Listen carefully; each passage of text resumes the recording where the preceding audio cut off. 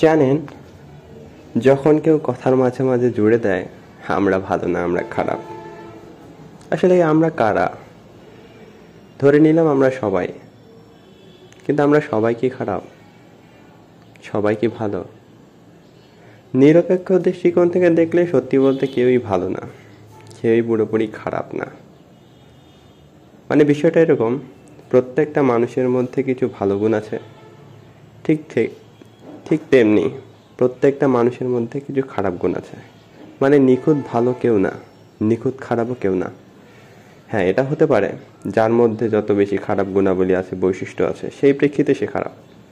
আবার একইভাবে যার মধ্যে গড়ে ভালো গুণ বেশি, সে ভালো বলে ধরে নিলাম আমরা, বা সে আসলে ভালো। মানে বিষয়টা এরকম না যে ভালো বলে সে সব দিক দিয়ে ভালো, না, এরকমটা অন্তত মানুষ না আর কি।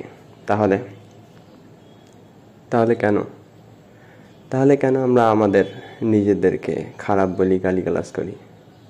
আসেন, প্রত্যেকে নিজের কথায় একটু সচেতন হই। আমরা নিজেরাই যদি নিজেদের বদনাম করি, তবে নিজেরাই তো নিজেদের সম্মান করতে পারবো না, অপরে কি করবে? হ্যাঁ।